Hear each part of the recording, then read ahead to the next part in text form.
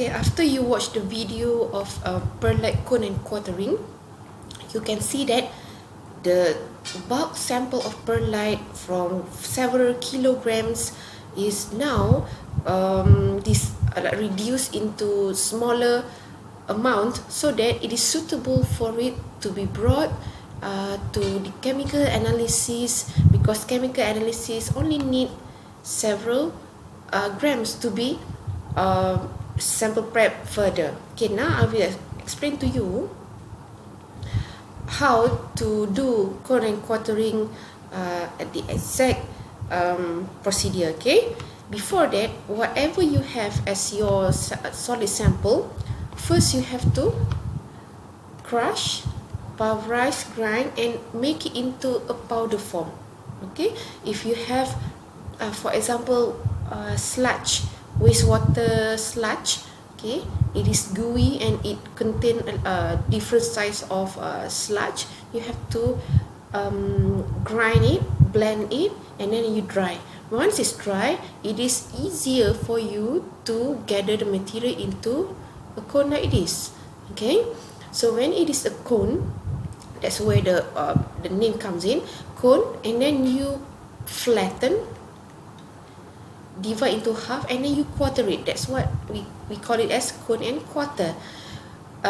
Theoretically, you put it into quarters so that you can discard this one, go back to the original bucket, and then you take two of this. Okay, and then you compile two of these and make it into a smaller laboratory sample, and then do a new one. However, in the video just now, they divide 4, but they only take 1. Okay, and then put it into a new cycle. It's also okay, but it will take more time because only one part is taken while the other part is brought into new cycle. Okay, but theoretically you can take two portion of this. What is the rationale? Okay, this is to maintain the fairness in terms of sampling. Okay, so this is another explanation. Okay, the objective is to obtain gross sample small enough to be transported to the laboratory or to be transported to chemical analysis lab. Okay, now we go into the next essential part in 9 steps of the quantitative chemical analysis, which is selecting sample preparation method. You already prepare solid sample for now. Okay, later we will discuss about liquid sample. You already prepare solid sample, you already do cone quartering, and then what? Okay, remember I said about making it into liquid solution. Okay, means that you have solid from cone quartering, and then you have to make it into liquid solution. Why have to make it into liquid solution? Because instruments like GC, HPLC, AAS all accept liquid solutions. Okay, but there's one instrument that can accept solid, but for the sake of discussion, we pull them together as a liquid solution instrument. Okay, selecting a sample preparation, you have to think about the analyte. Okay, we already covered just now, organic, inorganic. Okay, what is the concentration level? Okay, is it trace level? Is it micromolar? Is it millimolar? The sample matrix, the instrument that we want to use, and the required sample size. Okay, for example, GC only need around 1 to 10 microliter. HPLC only need around 10 to 30 microliter, while AAS only need around 2 mil to 5 mil. So you can predict, okay, if I want to run for GC, I only have to prepare around this area. At least 3 times. Okay, And then if I want to do AAS, I have to prepare at least 5 ml times 3. Why 3? Because of the replication that you have to do. Okay, so that is the checklist. Okay, and above all of that, my statement is that preparation of samples, be it organic samples or inorganic samples that contain inorganic analyte such as heavy metal, alkaline earth metal, and so on, is not the same with preparing samples containing organic analyte. Okay, bear that in mind. Be it organic sample or inorganic sample containing organic analyte is not the same. It's not the same at all, because inorganic analyte is stable at high temperature, high pressure, and harsh condition, while organic analyte cannot. So you have to give 2 different set of sample preparation for both of them. Okay, please remember this. Whenever you want to prepare sample, whenever you want to do chemical analysis, think of the analyte first. Is my analyte inorganic? Is my analyte organic? And then 50% of your problem solved already because of this understanding. Okay, this is again the checklist. You can read on your own. Basically, it's the same. In this slide, there is one checklist that is not covered before, which is the potential contamination. Okay, what is the potential contamination? You want to clean it, but whatever you did, it is still there. So we have to take into account what is the contamination that will go into the instrument. But our goal is to eliminate 100% of the contamination, or what we call as the matrix lah. Okay, we want to eliminate this before we go into analysis. Okay, now let us go on how to prepare samples, solid samples containing organic analyte. Okay, solid sample containing organic analyte. But for the sample, it can be organic such as blood. Organic such as feces. Okay, you can also have if let's say if you have brain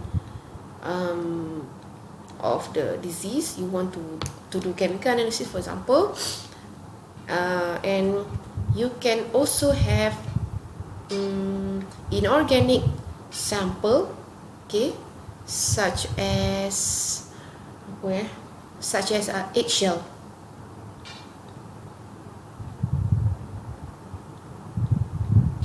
Okay, eggshell contain elements such as calcium, sodium. It also contains potassium and also magnesium. So all of these, okay, are the elements that belong to inorganic. So this is inorganic, this is organic.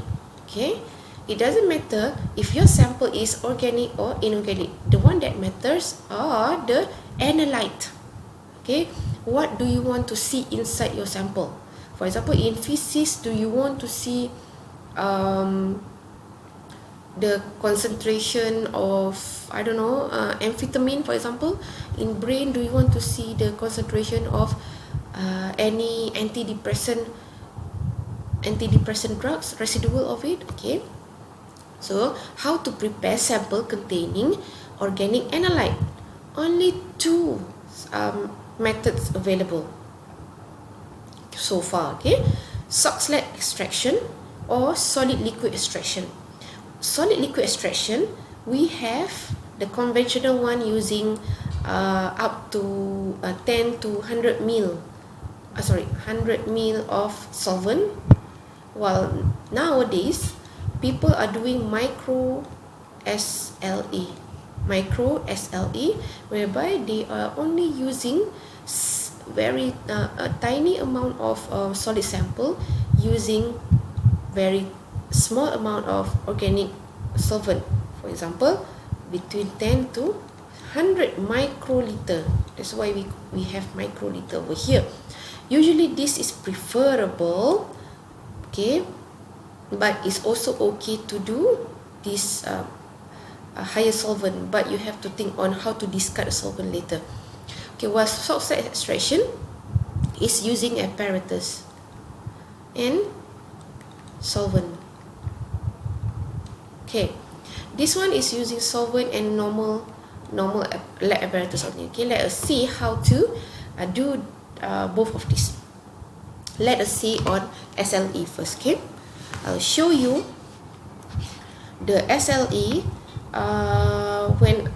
When I did my PhD back in 2011 to 2014, this paper is published in JCA. Remember, JCA impact factor is around 4.5 to I think 5.5. Okay, so you know that if let's say you want to adapt method from published paper, this is a good one from JCA. Okay, let us go. I did toxin in muscle sample. I want to analyze. Toxin is organic, muscle is organic. So this is organic in organic sample. Organic toxin in organic sample. So I want to use SLE. Okay, it is collected from the algal bloom tamarins in Tasmania, Australia, back in 2012. Extraction and clean up of the muscle. Why clean up? Because this is solid sample. Sometimes when you blend, when you subject it into extraction, okay, you will get a lot of suspended solid. Okay, from the name itself, solid liquid extraction means that you are doing extraction for solid sample inside a liquid medium. Okay, will perform according to the guideline in AOAC method. See, I follow AOAC method because nobody will argue my method because it's based on official method. 5 gram of homogenized raw meat was made with 3 ml of 1% acetic acid. Okay, this is my solvent. It doesn't necessarily to be organic solvent, but most of the time is organic solvent. But for my case, 1% acetic acid is aqueous, acidified aqueous solution because it's suitable for my toxin. Because my toxin is very polar. It loves water so much. Vortex for 1 minute. Vortex is when you shake using the vortex machine for 1 minute to enable extraction. Means that in the vortex system, so this is the raw muscle, right? You put inside your 1% acetic acid, and then your vortex is your vortex like this. Okay, all this will be like sort of like blend again. Okay, but this time this acetic acid will extract out the toxin from the muscle sample, leaving only muscle sample in the solid. Okay, and then boil in water bath 100 degrees C for 5 minutes. So when you have boiling, that's what we call as hot water SLE. Okay, SLE per se doesn't really involve hot water or any heat, but once you put it, you will call it as hot water. Okay, you revortex and then cool bath water, and then use centrifuge at very high RPM for 10 minutes to get the clear liquid, and then you add another 3 ml of acetic acid for it to be repeated, and then you pull every solution and store at -20°C. At this time, maybe you will get clean extract, maybe you will get dirty extract, but we have extra step on that we will discuss in solid phase extraction in next several slides.